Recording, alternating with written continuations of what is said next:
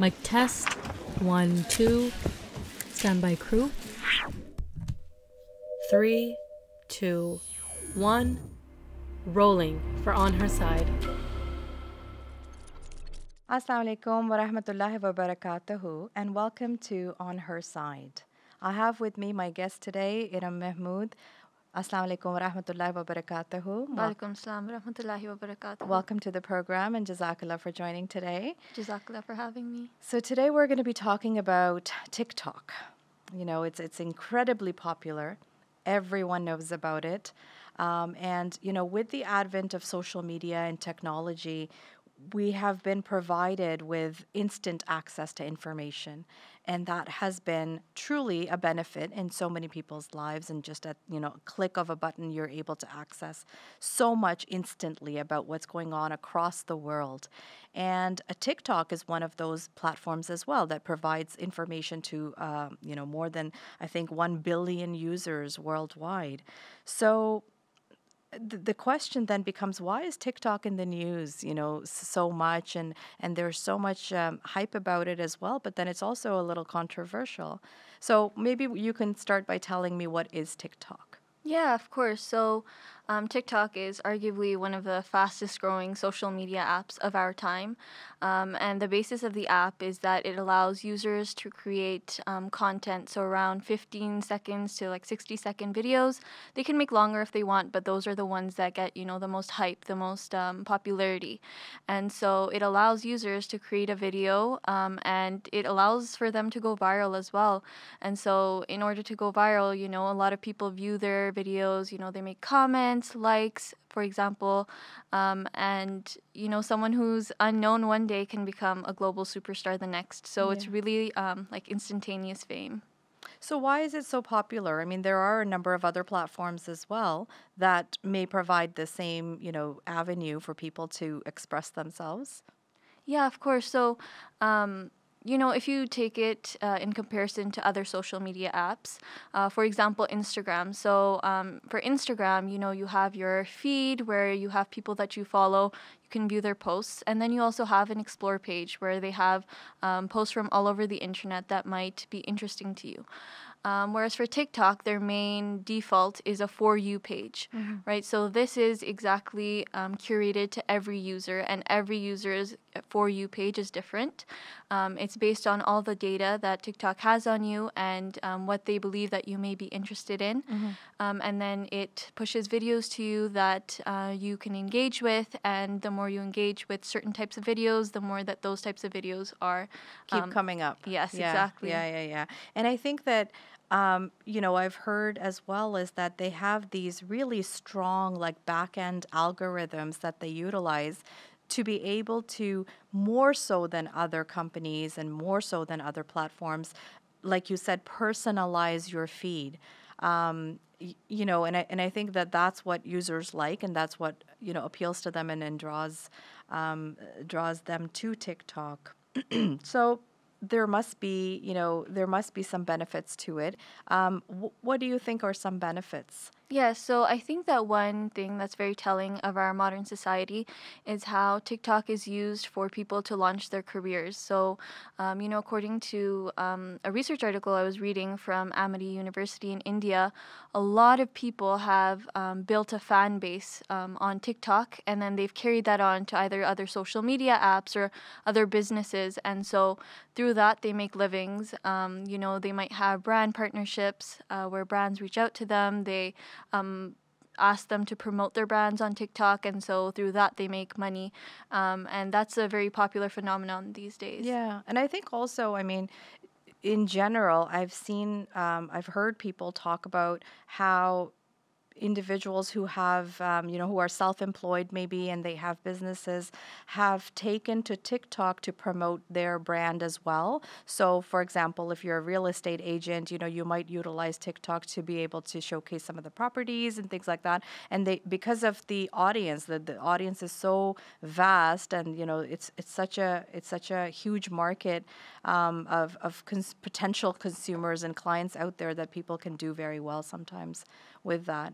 as well. Yeah, that's a great point you bring up, and I think that it's also very great for small businesses where they get a global audience. Yeah. For example, if they're an Etsy owner, then they can show lots of different people what their business is about, and it's really just free marketing.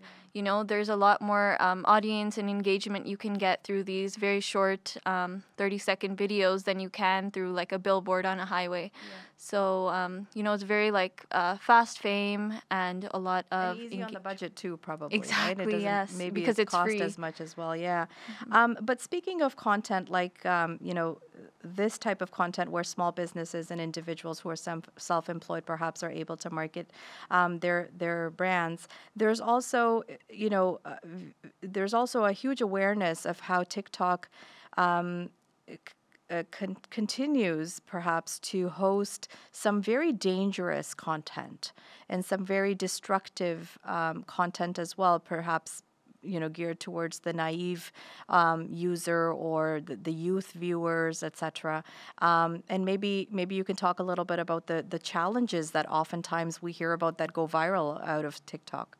Yes, exactly. So there's lots of different challenges, and I think one of the main things about TikTok is that the point of TikTok is that it wants you to stay there, and it wants you to keep scrolling and keep viewing all these different things. And so it becomes very addictive, and especially to vulnerable audiences. So, for example, children. And although children under 13 aren't really allowed, there's statistics out there. So, for example, from The Guardian, where 1.4 million children under the age of 13 are still on this app. So, although they have those age limits, they're not policing the age. Exactly. Yeah. And so, as we know, children are very susceptible. And, you know, for example, there's things like peer pressure where they want to do exactly what the rest of their peers are doing.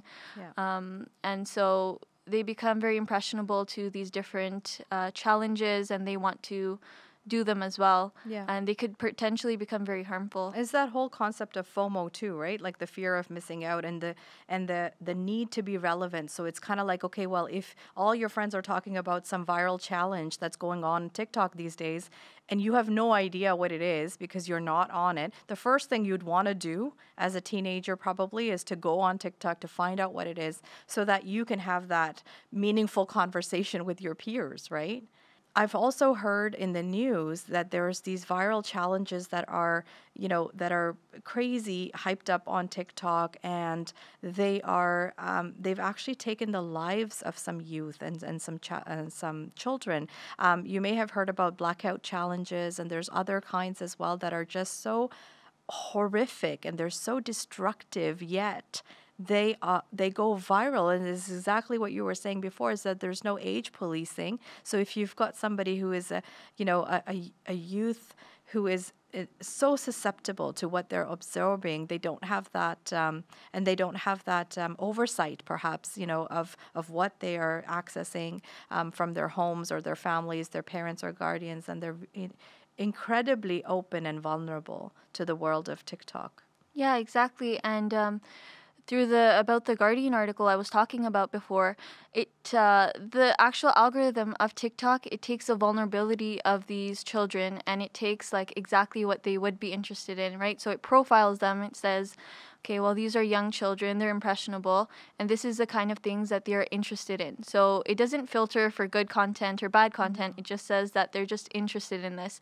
So if they're interested in this, let's just push this as much as we can. Show them more of it, yeah. Exactly. Yeah, and I think you were telling me before as well is that there's this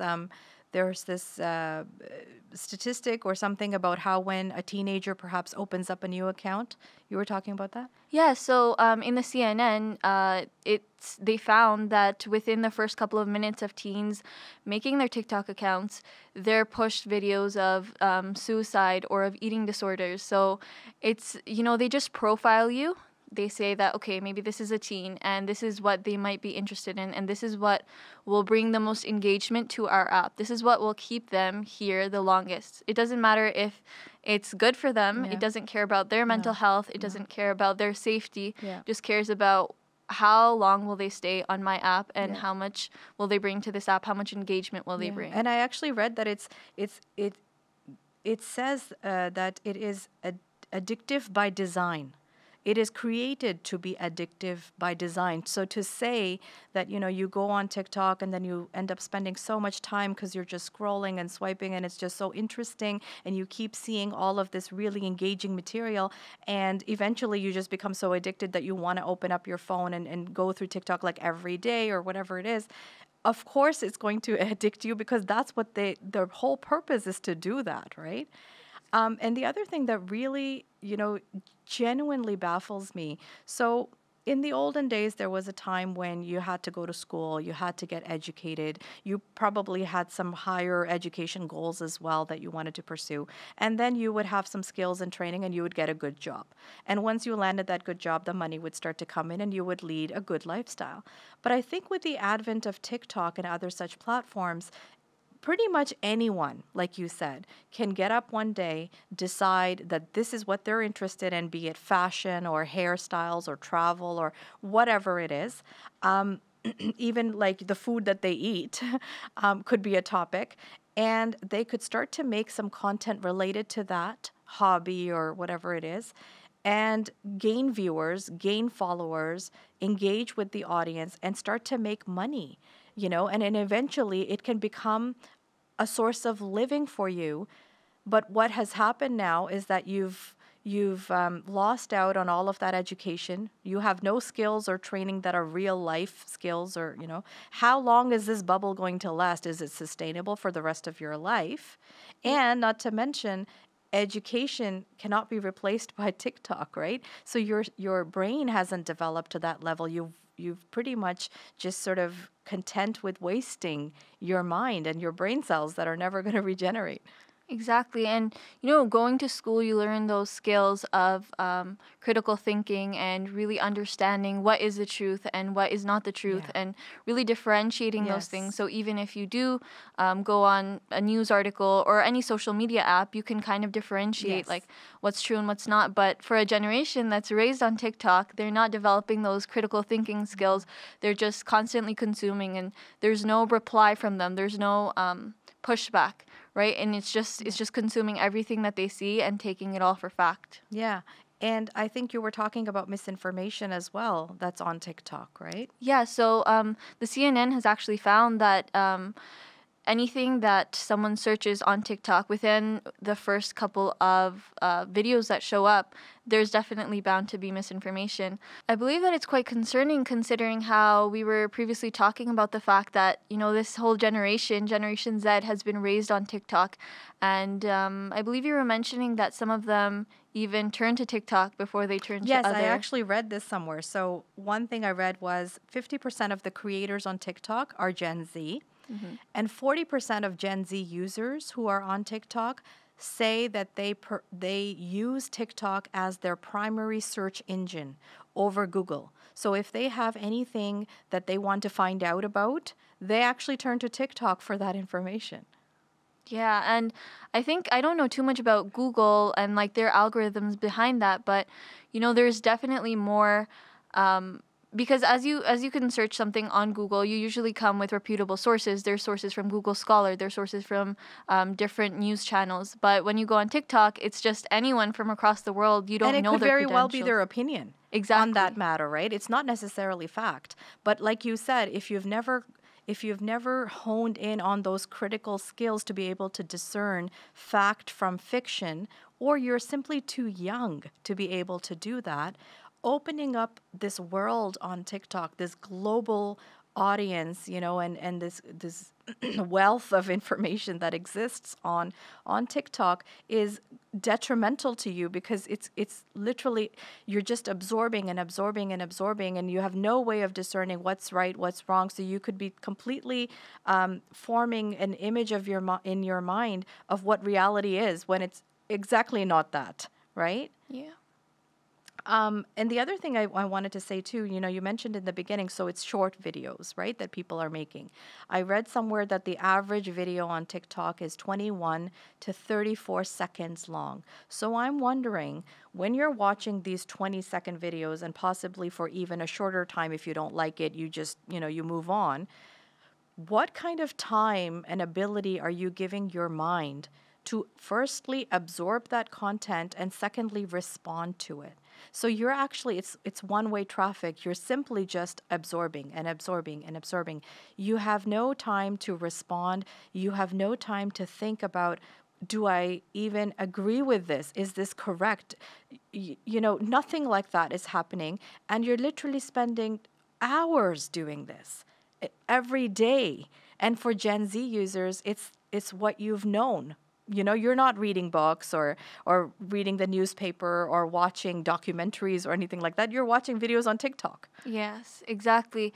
And I think that there's something to be said about the fact that with these short videos, that really affects your short-term memory, right? And how much can you actually retain of this information, and how much can you sort through it as well. And for TikTok, as you're scrolling, you're not just viewing videos with one topic. You're viewing videos with many different yeah. Exactly, many different topics. And so you have so much information in your head, and you don't have any way to sort yes. through it, and discard what because it's too fast. Exactly, right? Yeah. And you're not going to search up, every 30-second video you see. You're not going to search up if it's true. Is this not true? Yes. Exactly. Yes. You're just going to take people's word for it, right? Mm-hmm. Yeah. And I think that it just becomes how much time you spend on the app as well. And according to, there's a digital marketing organization called Lucent, and they said that TikTok really blew up during the pandemic. And so in March 2020 of the pandemic, the average user spent more than 14 hours a day on TikTok. Wow. And so imagine how much information that is, and how much misinformation. Yeah. Exactly. And how it's wasting your brain power, right? You were mentioning about the short-term memory loss, and I've read as well that, and I've seen as well actually, users of TikTok, so avid users of TikTok, do report that they have short-term memory, issues. They have trouble concentrating, and it's come to the point where they cannot read a book. They can't sit and read a book. They can't do their homework. And so that goes back to the fact about what are we using, to educate our new generation. So they're searching TikTok instead of Google. They're not able to do their homework. They're not able to concentrate. They don't have short-term memory. They don't have the ability to critically discern between truth and falsehood. And some of them don't even have an education anymore because they've dropped out of school, because they became an influencer as a very young person on TikTok and gained so much and, gained the money as well. And so now they can live their lifestyle. Exactly. And as you mentioned before, how sustainable is this really, right? But that's what they don't know when they're 12, Exactly. 14, 16, 18, right? That this isn't going to last forever. Exactly. And because it's all they've known. They've grown up with this, and so they don't recognize a time where this wasn't the norm. Yes. And they don't recognize a time where education is like the most important thing, for a society to thrive. Yeah. And so the fact that this generation is what's going to make the future of our world. Yes. Future leaders, future decision makers, etc. Exactly. Yeah. And they can't even, read a book. Yeah. And so I think that's very telling, and that's very scary as well. Yeah. For and our very future. sad. Very and sad. Very as sad. Well. Yes. I was watching this documentary about this girl from Australia who was in grade 10, I believe, and she heard about TikTok from her peers, her friends, etc. And one day she turned it on. She really liked, what she saw. She became very engaged. She started to enjoy it. And she realized that, she could also showcase some of her talent or her hobbies, etc. And she was really interested in fashion. So she started to make these videos and post them on a daily basis. And it really gained traction, right? So she got a lot of good feedback. She got a lot of good engagement. And she started to enjoy that as well. So she started to do this day after day after day after day. And it ended up that she became quite popular.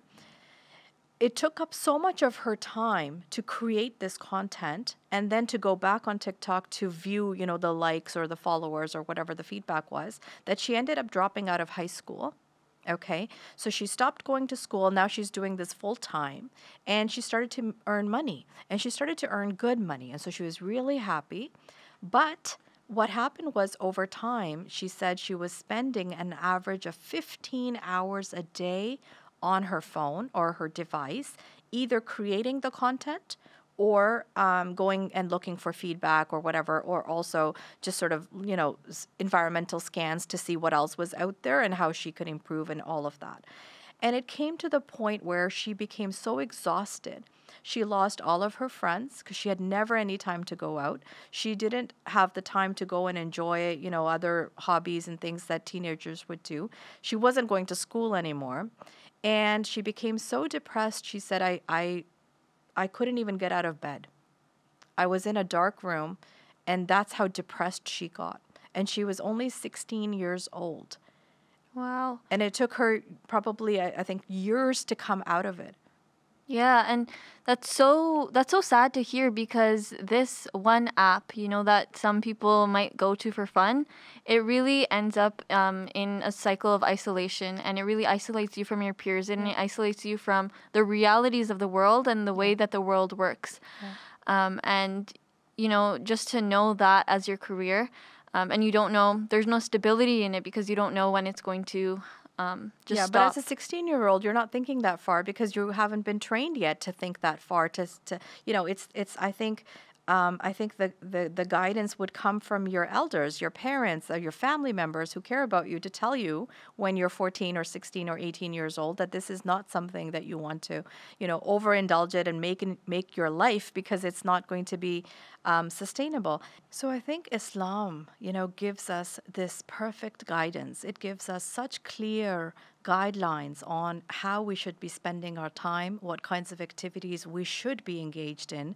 And, if you just look at the structure of one day, we have the obligatory salat 5 times a day, around which we should be planning our other activities during the day, because Allah Almighty, of course, wants every human being to be productive, to maximize their productivity during the day. And I think there's no harm in spending some time on pastimes or hobbies, even things like social media platforms or TikTok, to relieve your stress, to ease your mind, to engage in some fun, activities and things like that. But I think that anything that does not have any defined boundaries or time limits, and you over-engage and over-connect, then it becomes detrimental and counterproductive, of course. Exactly. That's a really great point that you just made. Just over-engaging in really any, social media platform, that really does bring detrimental effects if it goes overboard. So especially for a generation that's raised on social media, right? If they're not developing those social skills, going out, connecting with others, connecting with the relationships around them and with society, and doing things to help society, they're not building social skills. Communication skills. Exactly. Interpersonal skills. Yes, and just and those are skills that you can't develop behind a screen. No. And watching other people do them. You have to experience it yourself. And so, as you mentioned, there's no harm in indulging in these activities once in a while, but again, Islam stresses moderation and doing everything in moderation. And so even relieving your stress should not hinder from your productivity in your life and from completing your duties to God and to mankind as well. Yeah, and even relieving your stress doesn't necessarily have to come from looking at your phone. Right? There's also a host of other activities that you can do. Some of them could be spiritual, some physical activities, social activities that enable you to relieve your stress and relieve, your exhaustion as well, but be productive at the same time. And not, at the very least, if you're not productive, at least it's not causing detriment to your health, physically, emotionally, psychologically, mentally, etc. And we've talked a little bit about the depression as well. And I know that any kind of over engagement, as you said, with the screen in general, it dulls your brain, and it makes your emotions dull as well, and it really does lead to anxiety and depression, because your brain is not meant to be used that way, right? Exactly. And I think that some people, they take that and they think, well, I've had a long day at work, I've had a long day at school, just want to do a mindless activity for some time. But where are the boundaries to that, right? How long are you going to be mindless for before you You engage pick up in again and something you else? move on with your day. So Exactly. yeah, I think the bottom line is just that if you do engage with social media or with TikTok in moderation, you are not passive, but you're an active user. So you choose what you want to see. You actively search for those things and you consume that content that, you feel is engaging or fun or informative. And don't let the apps control you, right? Don't let them feed you what they want to feed you. Decide what you want to absorb and what you want to consume as content. Exactly. And it's important to use those skills and those critical thinking skills to go back and really reflect on what you're consuming in the first place. Yeah, and Even become if more aware. Exactly. Yeah. Even if you are choosing it, there is still some extent to which the app itself is pushing these It's things controlling to you. you. Yes. Exactly. Yes. And Yes. so it's important that we all know ourselves and understand what, because even if it might not become an addiction for one person, it can become an addiction for someone else. That's just the way that these apps are. Yeah. Yeah. So I think just to be aware and to have as much information as you can before utilizing a certain platform is key. Jazakallah for the conversation. Until next time, Assalamu alaikum wa rahmatullahi wa barakatuhu. Cut. That's a wrap for On Her Side.